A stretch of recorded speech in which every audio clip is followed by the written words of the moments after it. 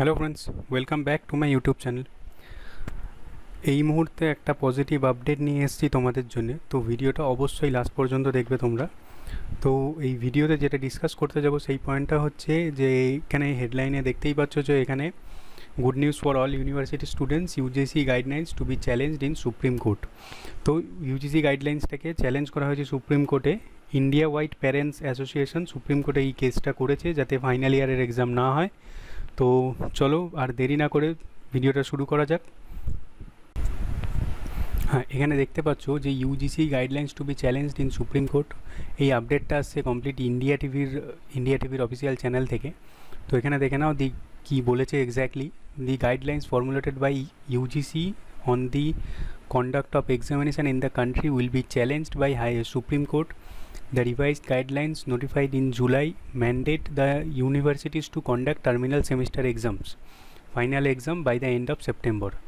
যেমন ইউজিসি গাইডলাইনটায় বলেছিল যে আমাদের এক্সামটা ম্যান্ডেটরি করেছিল, ফাইনাল সেমিস্টার বা ফাইনাল ইয়ারদের এক্সামটা টার্মিনালে এটা একদম কম্পালসারি করেছিল, সেটার এগেনস্টেই কেসটা করা হচ্ছে। তো এখানে কি লিখেছেন, ইন্ডিয়া ওয়াইড প্যারেন্টস অ্যাসোসিয়েশনের চিফ অনুভব শ্রীবাস্তবা এখানে লিখেছেন যে কোট করেছেন, we are going to move supreme court to challenge UGC guidelines and seek relief for lakhs of students across India. Actually এই যে স্টেপটা নিয়েছে খুবই ভালো স্টেপ হবে সব স্টুডেন্টদের জন্য, কেননা এটা অল ওভার ইন্ডিয়াকে টার্গেট করছে। অল ওভার ইন্ডিয়ার যে প্যারেন্টস অ্যাসোসিয়েশন সেটাকে টার্গেট করেছে। তো দেখা যাক নেক্সট আপডেটে কী রয়েছে।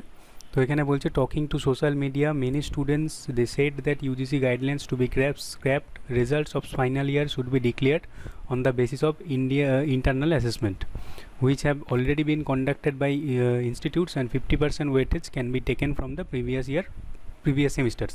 তো এখানে যেটা বলেছে মানে 50-50 রেটে যেরকমভাবে নেওয়া হচ্ছে, মানে 50% ইন্টারনাল অ্যাসেসমেন্ট থেকে আর 50% প্রিভিয়াস ইয়ারের মার্ক থেকে এরকমভাবে নেওয়ার কথা সাজেস্ট করেছে ইউজিসিকে। তো এখানে কি বলেছে যে another said guidelines did not due to the consideration of infrastructural and demographic limitations of the education system. Their adamant instance on conducting traditional pen and paper exam during pandemic will spell doom for students. তো এখানে যেটা বলতে চাইছে যে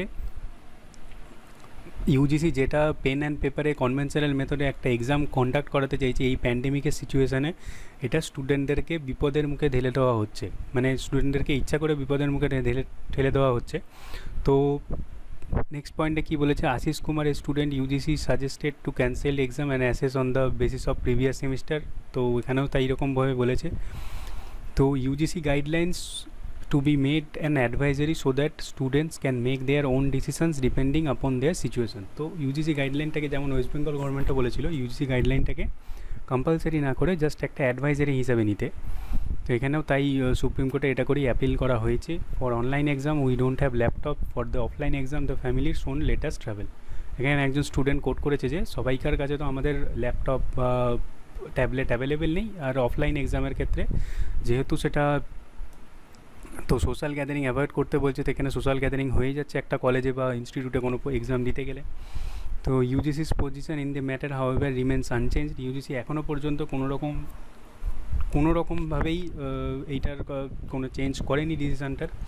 হ্যাঁ, এখান থেকে আর একটা জিনিসও বেরিয়ে আসছে যে ইউজিসি একটা কন্ডাক্ট করেছিল যে প্রত্যেক কটা ইউনিভার্সিটির কাছ থেকে ডিটেলস চেয়েছিল।